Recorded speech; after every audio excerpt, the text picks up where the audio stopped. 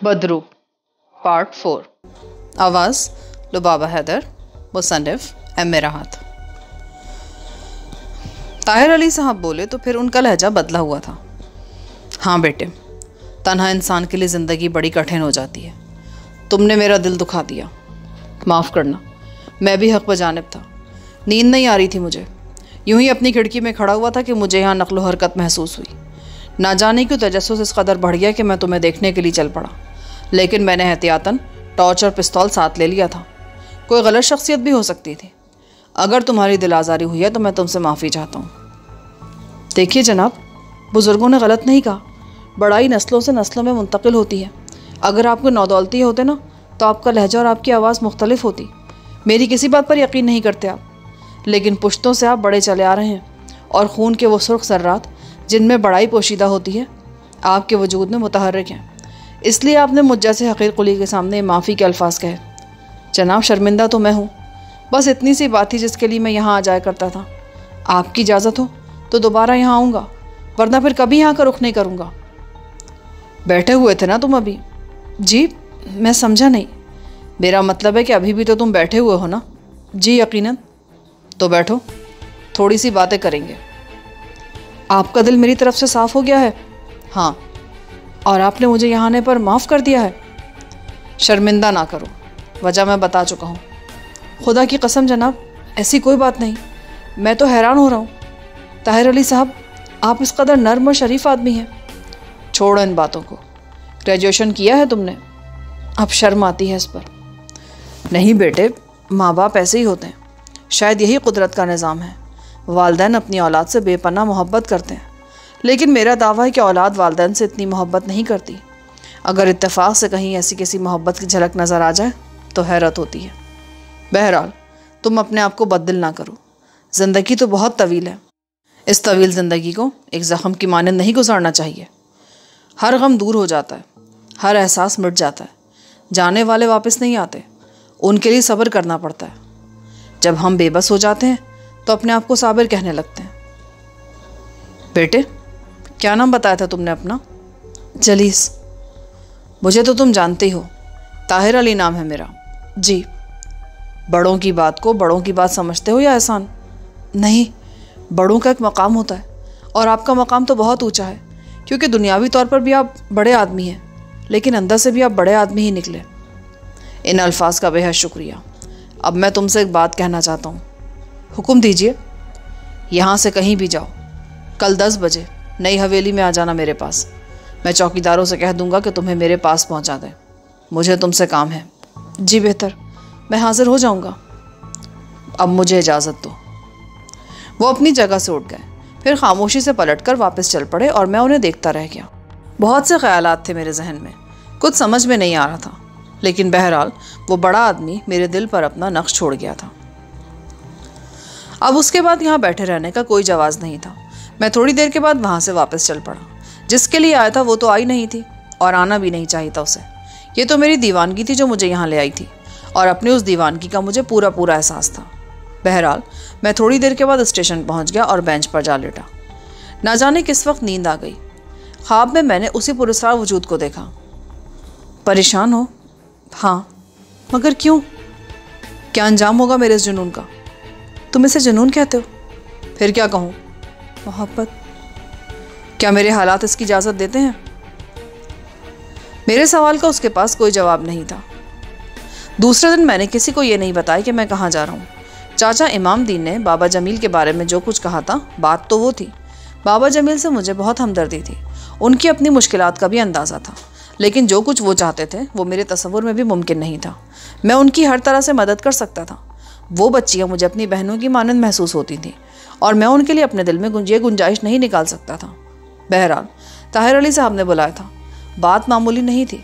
साफ़ सुथरे कपड़े पहने थे मैंने, हुलिया भी दुरुस्त कर लिया, और फिर उनके दिए हुए वक्त के मुताबिक नई हवेली के गेट पर पहुंचा। चौकीदार मौजूद था। ताहिर अली साहब ने मुझे बुलाया है। मेरा नाम जलीस है।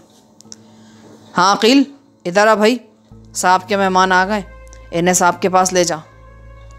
चौकीदार ने एक और मुलाजिम को बुलाया। वो आया और मुझे अपने साथ आगे जाने का इशारा करके बढ़ गया।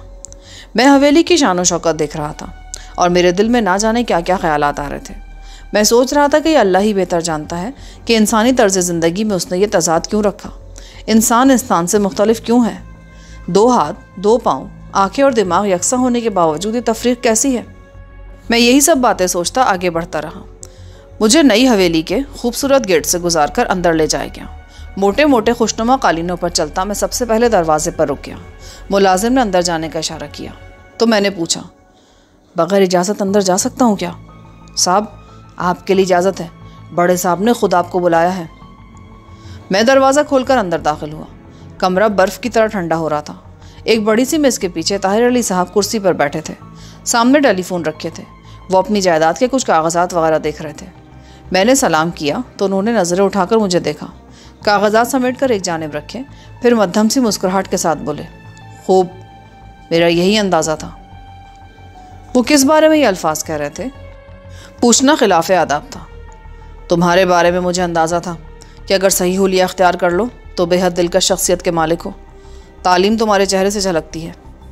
मैंने अल्फाज पर शुक्रिया के अलावा और क्या कह सकता हूँ। कुली की मुलाजमत करने का फ़ैसला क्यों किया था तुमने? जो वाक़यात मैंने रात को आपसे अर्ज़ किए थे उन्होंने मुझे इस दुनिया से बददिल कर दिया है। ज़िंदगी सिर्फ गुजारने की चीज़ है तो उसे किसी भी शक्ल में गुजारा जा सकता है। ज़िंदगी सिर्फ गुजारने की चीज़ नहीं है जलीस, हम पर बहुत से हुकूक भी वाजिब होते हैं। बातें तो हम बहुत बड़ी बड़ी करते हैं, फिर हुकूक की अहमियत को भी समझते हैं और अपनी ज़िम्मेदारी को भी, लेकिन गम से निगाहें चुराना हमारी फितरत बन चुकी है। और मैं ये समझता हूँ कि अल्लाह की अता की हुई इस नेमत को, जिसे ज़िंदगी कहते हैं, इस तरह बेमकसद समझ लेना मुनासिब नहीं है। ठीक है, तुम अपने लिए नहीं जी रहे, लेकिन कभी कभी कुछ लोग तुमसे मुंसलिक हो जाते हैं जिनके लिए तुम जीने पर मजबूर हो जाते हो। एक बड़े आदमी की हैसियत से मैं तुम्हें समझाना चाहता हूँ कि जहनी खुदकुशी ना करो तो बेहतर है। दुनिया के लिए कारआमद इंसान बनने की कोशिश करो। कुछ बात समझ में आई मेरी? जी जनाब। खैर देखो, मैंने अभी तुमसे कहा था कि तुम्हारी तालीम तुम्हारे चेहरे से झलकती है। इल्म हमें वो कुछ देता है तो हम पर भी ये हक वाजिब है कि हम अपने इल्म से किसी को कुछ दें। बेशक वो लोग जो रेलवे पर कुली का काम करते हैं इंसान हैं, और अब तो तुम्हारे साथी भी होंगे। राब्ता किसी से भी रखना चाहो, कभी टूटते नहीं हैं राब्ते। अपने आप को गुरूर की राहों में मत लाना। मैं तुम्हें एक पेशकश करना चाहता हूँ। जी हुक्म कीजिए। आज से मेरे यहाँ मुलाजमत करो। हमारे जायदाद के कामों की देखभाल के लिए हमें एक शख्स की ज़रूरत है। जो तालीम तुमने हासिल की उसे इस्तेमाल करो। यहाँ तुम्हें रहने के लिए क्वार्टर दिया जाएगा, तमाम चीज़ें दी जाएंगी, दोस्त अहबाब होंगे तुम्हारे, क्या समझे? एक माकूल तनख्वाह दी जाएगी। जो लोग अपने तौर पर खाना वगैरह नहीं पकाना चाहते उनके लिए हमारे बावर्ची खाने में खाना पकता है और उसका बाकायदा एक मुआवजा वसूल किया जाता है। तुम भी इसमें शरीक हो जाओ, और अगर तुम इससे इनकार करोगे तो मुझे दुख होगा। मैं तुम्हें मजबूर करने का कोई हक़ नहीं रखता। मेरे जहन में चंद लम्हों के लिए कश्मकश सी पैदा हो गई। पेशकश दिलचस्प भी थी और दिलकश भी। बेशक इंसान अपनी ज़ात को जब तक भूले रहता है, लेकिन कोई एक अमल, कोई एक तसव्वुर फिर उसे ज़िंदगी की जानिब लौटा देता है। मुझे ये पेशकश बहुत अच्छी मालूम हुई। मैंने सिर्फ एक सवाल किया, जनाब एक सवाल पूछना चाहता हूँ। 10 पूछो। आप ये अमल मुझ पर रहम खाकर कर रहे हैं? अपनी ज़िंदगी के गुनाहों में मैं एक झूठ का इजाफा नहीं करना चाहता, और ये भी नहीं चाहता कि मेरे सच से मुझे नुकसान पहुँचे।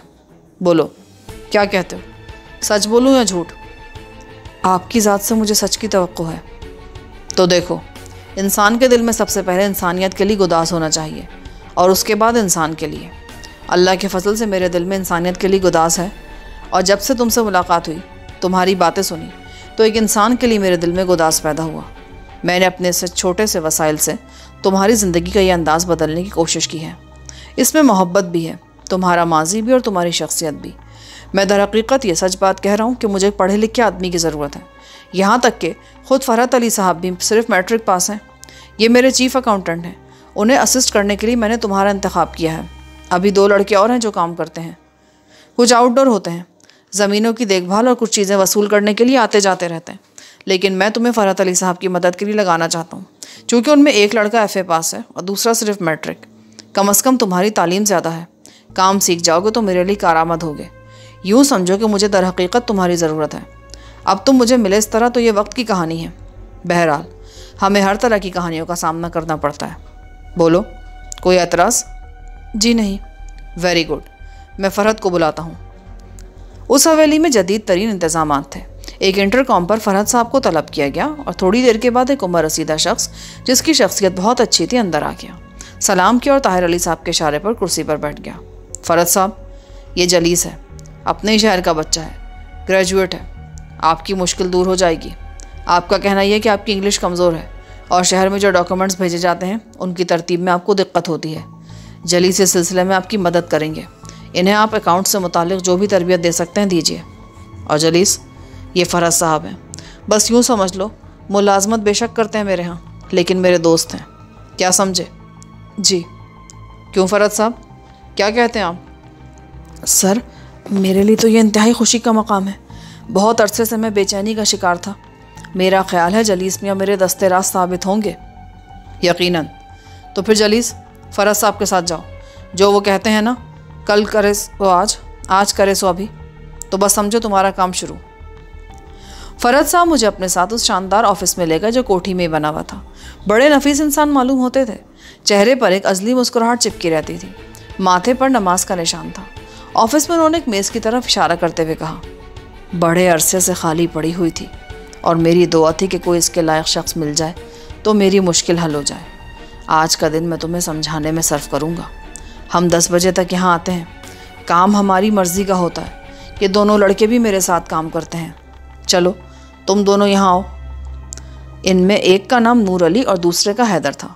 हैदर भी यहीं रहता था और नूर अली अपनी बूढ़ी वालदा के साथ तन्हा रहता था।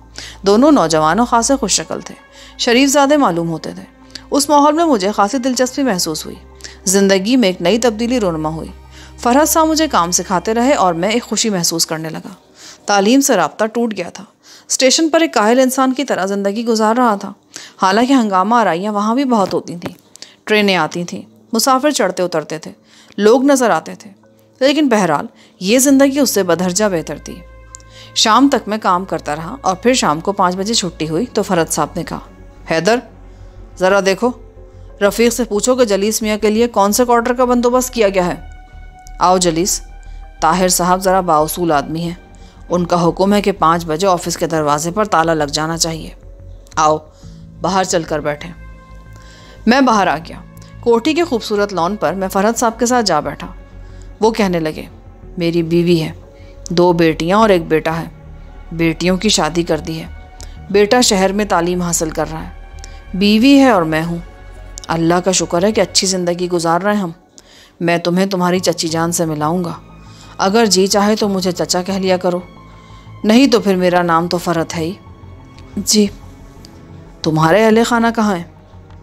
उनकी कहानी फिर कभी सुनाऊंगा आपको। इतनी देर में हैदर वापस आ गया। 3 नंबर क्वार्टर साफ़ कर दिया गया। ज़रूरत की तमाम चीज़ें पहुंचा दी गई हैं। रफ़ीक ने चाबी मुझे दी है। वो ख़ुद भी वहीं मौजूद है। अगर साहब अभी जाना चाहें तो अभी चले जाएं, बाद में जाना चाहें या उनकी मर्ज़ी है, जो आपका हुक्म। साहब, मैंने हैदर को देखते हुए कहा, जी जनाब, आप बहरहाल हमारे अफसर हैं। मैंने एक ज़ोर का कहकहा लगाया। दिल में ख्याल आया था कि यह अफसर अब से चंद घंटे पहले कुली था। चंद घंटों ने उसे कुली से अफसर बना दिया था। हैदर, बस इसके बाद ऐसी कोई बात मत कहना। मेरा नाम जलीस है। जलीस कहोगे तो मुझे अच्छा लगेगा। जी जलीस भाई, हैदर ने कहा। यहाँ मुझे कंपनी मिल गई थी। जिस तरह के क्वार्टर बने हुए थे वो भी एक खूबसूरत अंदाज था। मुलाजमीन अपने ख़ानदानों के हमरा यहाँ रहते थे। बच्चे, साफ़ सुथरे माहौल, दिलकश। बच्चों की तालीम का बंदोबस्त किया गया था।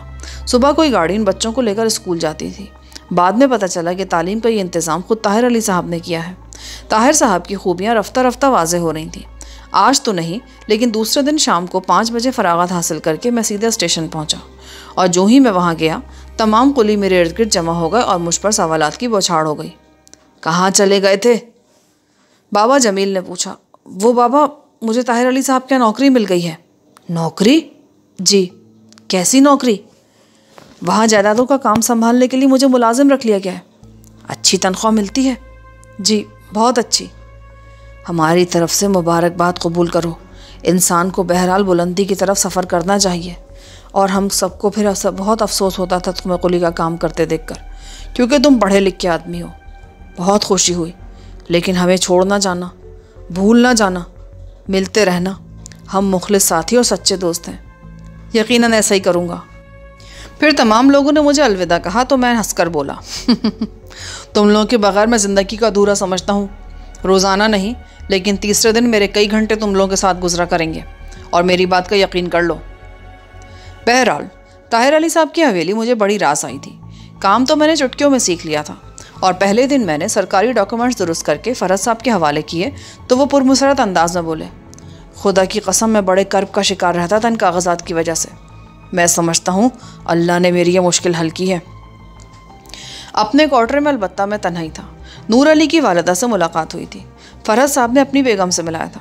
खाने पीने की कोई परेशानी बाकी नहीं रही थी। मैंने वही तरीक़ाकार इख्तियार किया था। हालांकि फ़रज साहब ने मुझसे कहा कि खाना उनका पकता है, मेरा भी पक जाएगा, लेकिन मैंने माजरत कर दी और कहा, नहीं फ़रज साहब, उसूल उसूल होते हैं। मेरी ज़ात से अगर यहाँ किसी को भी तकलीफ़ पहुँचे तो मैं अपने आप को माफ़ नहीं कर सकूँगा। आखिरकार मंगल की रात आ गई और मैं दिल में धड़कनों को सजा इंतज़ार करने लगा कि रात गहरी हो जाए, वो वक्त आ जाए जब मैं उससे मिलूँ तो मैं जल्दी पहुँचूँ। मतलूबा वक्त पर मैं बड़ी चालाकी से हवेली से निकलकर एक लंबा चक्कर काटकर पुरानी हवेली पहुँच गया। अलबत्ता उस बार मैंने वो जगह इख्तियार नहीं की जहाँ ताहिर अली ने मुझे देख लिया था। मुझे वो पुरस्कार हसीना वहाँ भी नहीं मिली। मैं बस ऐसे ही से चारों तरफ तलाश करता वहाँ बैठ गया। आज मैंने ख़ास तौर पर इस बात का ख्याल रखा कि ताहिर अली साहब इत्तेफाक से भी मुझे वहाँ देखने ना पाएँ। हाँ, इस बात का अंदाज़ा मुझे था कि जो कुछ मैंने ताहिर साहब से कहा है वो इस कदर मौसर और जामे है कि अगर आज भी उन्होंने मुझे देख लिया तो समझ लेंगे कि मेरे दिल की मीरानी मुझे वहाँ ले आई है। बहरहाल मैं पत्थर पर बैठकर उसका इंतज़ार करने लगा। गालिबन 14वीं के आसपास की तारीखें थी और चाँद मुकम्मल होता जा रहा था, लेकिन जब वो मुकम्मल चाँद मेरे सामने पहुँचा तो मैं उसे देखकर दंग रह गया। स्याह लिबास, चेहरे पर वही काली स्याह नकाब पड़ी थी जिसे उसने मेरे सामने बैठने के बाद चेहरे से हटा दिया, और मैं उस हुस्ने कायनात को देखने लगा। बस यही महसूस होता था जैसे चांदनी सिमट कर एक इंसानी वजूद इख्तियार कर चुकी हो। वो कुछ देर के बाद बोली, बस ऐसे ही देखते रहोगे या कुछ बातें भी करोगे? मेरी तो ज़ुबान ही बंद हो गई है। वो तो मैं भी देख रही हूँ, तुम बातें करो ना। बिल्कुल ऐसे लगता है जैसे अभी अभी जवान हुए हो। वैसे आज अच्छे लग रहे हो बहुत। मालूम है क्या हुआ? मुझे क्या मालूम? मैंने ताहिर अली साहब की हवेली में मुलाजमत कर ली है। क्या? हाँ, मुलाजमत। ओह, कब? 5 दिन हो गए, आज 6ठा दिन था। कैसे? बस तुम्हारी तलाश में भटक कर इधर आ निकला था। मेरे बारे में तो तुम सब कुछ जानती हो ना। कैसे जानूंगी जब तक तुम बताओगे नहीं। मेरा नाम पता है? हाँ, जलीस हो तुम, मगर मुझे तुम्हारा नाम नहीं मालूम। मेरा नाम? क्यों, इसमें हंसने की क्या बात है? खुद मेरा कोई नाम रख लो। असल नाम नहीं बताओगी? असल नाम कोई है ही नहीं। ये क्या बात है? इससे तो यही लगता है कि तुम अपना नाम बताना नहीं चाहती। लम्हों में सदियों के फासले नहीं तय किए जाते। नाम भी आहिस्ता आहिस्ता तुम्हें पता चल ही जाएगा, और मेरा नाम तो तुम्हें पता चल चुका है। ज़रूरी था? मेरे लिए ज़रूरी नहीं है क्या? है तो फिर? अच्छा, तुम मुझे सीप कह लिया करो। क्या समझे? सीप? हाँ, पसंद नहीं आया तुम्हें यह नाम? बहुत खूबसूरत नाम है, लेकिन इस तसव्वुर के साथ कि असली नाम नहीं, इसकी खूबसूरती में थोड़ा सा फ़र्क आ जाता है। और मेरी खूबसूरती में? तुम तो इस चांद से भी ज़्यादा हसीन हो। अच्छा बोल लेते हो। क्या वाकई? हाँ। तुम मुझे सीप कहा करोगे? मुझे कोई एतराज़ नहीं है। मेरी कौन सी बात पर एतराज़ है? रोज़ाना ना मिलने पर। नहीं, वो मुनासिब नहीं होगा। क्यों? दुनिया का ख्याल भी रखना पड़ता है। दुनिया क्या बिगाड़ लेगी हमारा? वो बातें मत करो जो नौजवान और नौखेज़ जहन करते हैं। पुख्तगी इख्तियार करो। ज़िंदगी में अगर क़ुर्बतें हासिल करना है तो पुख्तगी इख्तियार करना ज़रूरी है। वो तो ठीक है, लेकिन 1 हफ़्ते का इंतज़ार मुझसे बर्दाश्त नहीं होता। कम कर लेते हैं इसे। कितना? हफ्ते में 2 बार। आज मंगल है। हाँ। बुध जुमरात जुमे हफ्ते को मिलोगी? हाँ। तो चलो ठीक है। और उसके बाद? उसके बाद मंगल को। सीप? तुम हो कौन? मैं सीप हूँ। अव्वल तो तुम सीप नहीं हो, और अगर हो भी तो कहाँ रहती हो? क्या करती हो? कहाँ से आती हो? अपने बारे में मुझे कुछ बताओ ना। सीप समंदर में रहती है, और समंदर की वसअतें बेपनाह होती हैं। तुम्हारी बातें बहुत पुरस्कार और उलझी हुई हैं, मेरी शख्सियत की तरह। क्या मतलब? मेरी शख्सियत में भी एक उलझी हुई कहानी पोशीदा है। वो कहानी मुझे कब सुनने को मिलेगी? मैंने तुमसे कहा था ना कि लम्हों में सदियों के फासले तय नहीं होते। मैं तुम्हें अपने बारे में बताऊंगी। वैसे तुमसे भी मैं तुम्हारे बारे में कुछ पूछना चाहती हूँ। अपने हसीन वजूद से फ़ायदा उठा रही हो, यानी मुझे दीवाना करके मेरी दीवानगी में अपना काम करना चाहती हो। अगर कहूँ हाँ तो बुरा तो नहीं मानोगे? नहीं, हालांकि बुरा मानने वाली बात है। कुछ वजूद ऐसे होते हैं जिनके सामने इंसान बेबस हो जाता है। एक बात कहूँ, मैंने ख्वाब में भी नहीं सोचा था कि तुम इतनी अच्छी बातें कर लोगे। तुम तो एक मुलाकात के बाद इतने बेतकल्लुफ़ हो गए कि लोग बरसों में भी ना हो। उसकी वजह है। क्या? बताओ कि नहीं? हाँ, क्यों नहीं? तो बताओ। वजह यह है कि तुमने मेरे दिलो दिमाग पर इस तरह काबू पाया है कि मैं तुम्हें अनजाना साथी नहीं समझता। चलो ठीक है, मैं भी यही चाहती थी कि ये फासले कम हो। वैसे यहाँ ताहिर अली क्या मुलाजमत करने की बात करके तुमने मुझे दुख दिया है? क्यों? बस ऐसे ही। तुमने इस हवेली का माहौल देखा? हाँ। कैसा लगा? बहुत अजीब। अजीब क्यों? इसलिए कि दुनिया में इंसानों की ज़िंदगी का तज़ाद निगाहों के सामने आता है। तुम उनके यहाँ मुलाजिम हो, क्या तुम्हारे दिल में ये ख्याल नहीं आता कि तुम मालिक की हैसियत इख्तियार कर जाओ? अगर ये ख्याल मेरे जहन में आएगा भी तो मुझे इस पर हंसी आएगी। क्यों? इसलिए कि ख्वाब सच्चे नहीं होते, और अगर सच्चे हो जाएं तो इंसान शायद अपने आप को एडजस्ट नहीं कर पाता होगा। खैर, तकलीफ़ तो होती है। मगर तुमने सवाल क्यों किया? फ़र्ज़ करो अगर मैं तुमसे ये कहूँ कि मैं तुम्हारे साथ ज़िंदगी गुजारना चाहती हूँ तो क्या सोचोगे तुम? यही कि मेरी तकदीर का सितारा बहुत अरसे के बाद आसमान के बीचों बीच पहुँचा है। लेकिन मैं ताहिर अली साहब के मुलाजिम की बीवी की ज़िंदगी तो नहीं गुजारना चाहती ना। मैं चौंक पड़ा। फिर मेरे चेहरे पर मायूसी की लकीर फैल गई। हाँ, ये मजबूरी है। मैं शायद इन बेशुमार मोहब्बत करने वालों में से हूँ जिनके दरमियान में दौलत की दीवार खड़ी हो जाती है।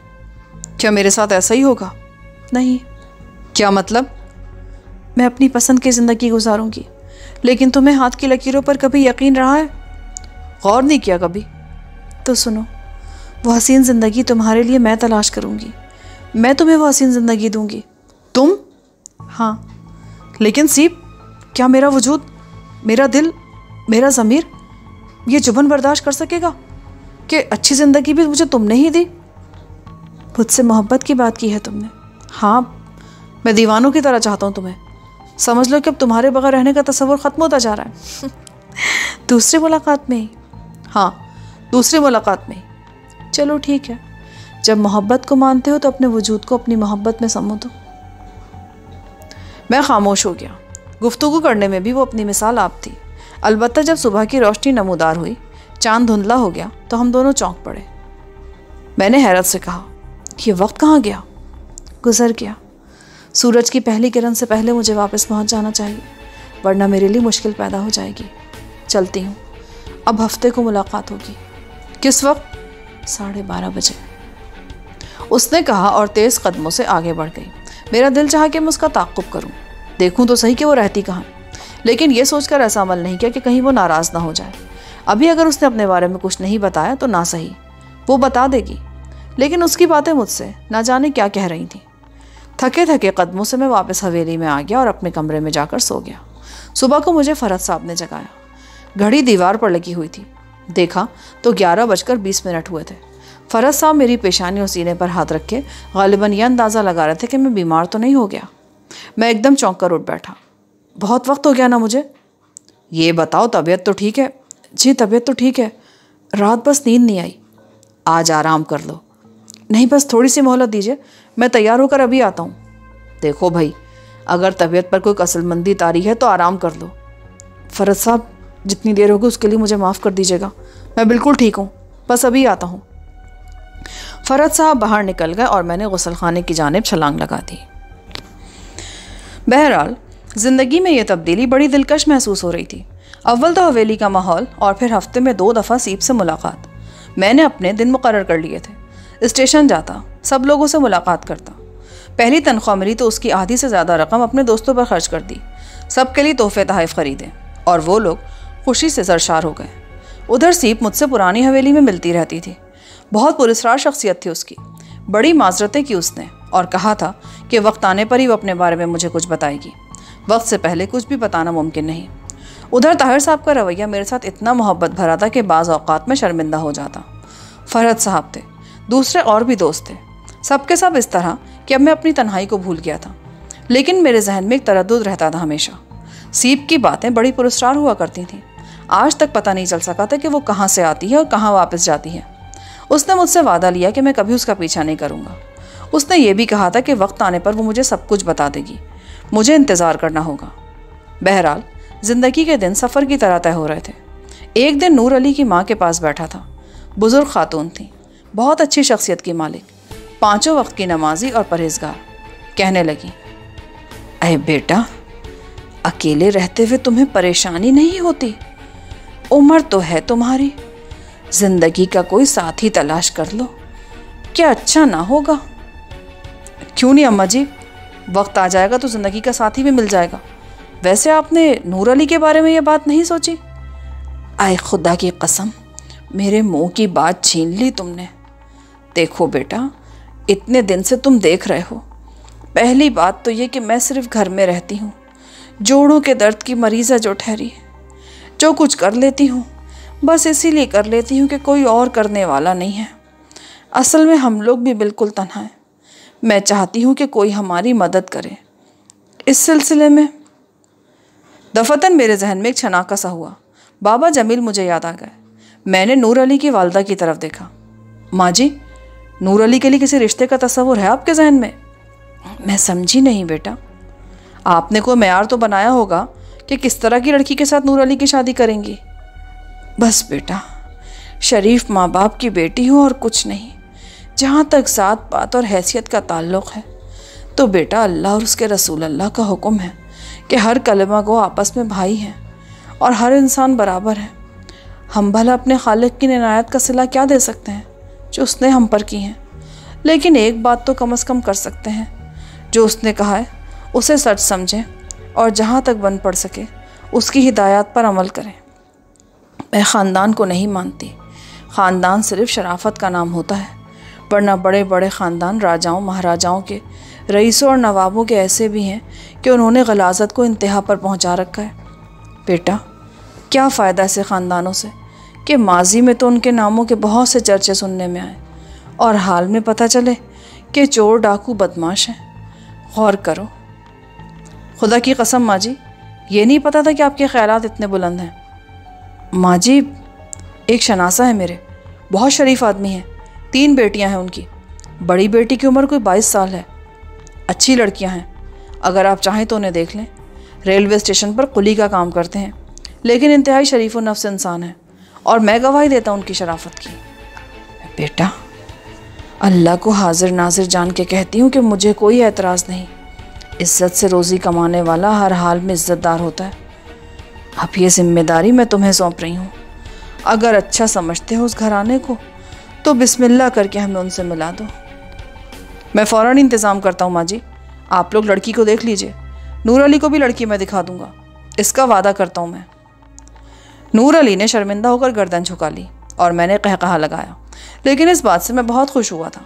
मेरे जहन में बाबा जमील हमेशा से रहा करते थे।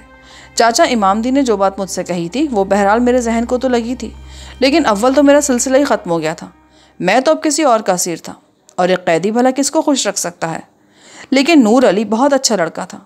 अब तो मेरा जहन हैदर की तरफ भी जाने लगा। बाबा जमील की दूसरी 2 बेटियां और थीं। अपनी तरफ से जो काम भी हो जाए बहुत अच्छा होता है। चुनाचे उस शाम मैं बाबा जमील से ख़ास तौर पर जाकर मिला। वो घर जा चुके थे। चाचा इमामदीन को पकड़ा और कहा, चाचा, एक बात कही थी आपने मुझसे। क्या बेटा? बाबा जमील की बेटियों के बारे में। आए खुदा तुम्हें खुश रखे, क्या वो बात याद है तुम्हें? चाचा, आप लोगों के साथ ज़िंदगी के इतने कीमती लम्हात गुजारे, क्या मैं भूला हूँ आप लोगों को? ज़रा बताएं। अरे नहीं बेटा, बिल्कुल नहीं। दरअसल आपको इल्म है ना कि ताहिर अली की कोठी में मैं काम करता हूँ। बेशुमार लोगों से मेरी शनासाई हो गई है। वहाँ एक लड़का है, उसका नाम नूर अली है, उसकी माँ है और कोई नहीं है। अच्छी मुलाजमत है, अच्छी तनख्वाह है। सबसे बड़ी बात है कि बहुत शरीफ लड़का है। मेरे जहन में बाबा जमील की बेटियाँ आ गई। मैं बाबा से मिलना चाहता हूँ। तो चलो अभी चलते हैं, बाबा जमील रहते ही कितने फासले पर हैं। इमाम दीन के तांगे पर बैठकर हम बाबा जमील के घर पहुंचे। मुझे देखकर वो हमारे खुशी को उछल पड़े। अरे तुम हमारे घर आए हो? मुझे तो यकीन नहीं आ रहा। अरे रुकैया ज़रा बाहर आओ और अपनी बच्चों की कसम खाकर बताओ कि अभी क्या बातें हो रही थी। रुकैया एक उम्र रसीदा खातून थी, बाबा जमील की बेगम। वो सर पर दुपट्टा डालकर सर झुकाकर बोली, मैं समझी नहीं, किस बारे में बात हो रही थी तुमसे? हाँ, वो आप किसी जलीस के बारे में बात कर रहे थे और बड़ी तारीफ़ें कर रहे थे उनकी। यही जलीस मियाँ हैं। रुकैया बेगम ने मोहब्बत भरी निगाहों से मुझे देखा। इमामदीन और मैं उनके घर में दाखिल हो गए। फिर चाचा इमामदीन ने सारी तफसील बाबा जमील को बताई। बाबा जमील ने मुझे ममनून निगाहों से देखा और बोले, बेटा तुम्हारी ज़ात से तो ऐसी ही उम्मीद थी कि तुम हमें भूलोगे नहीं। बाबा एक बात पूरे खुलूस से अर्ज़ करूं, बुरा तो नहीं मानेंगे आप? कैसी बातें करते हो बेटा, तुम्हारी बात का भला बुरा मानूंगा? यहाँ पर पार्ट 4 का अख्तिताम होता है। आगे कहानी सुनने के लिए पार्ट 5 समाअत फरमाएं।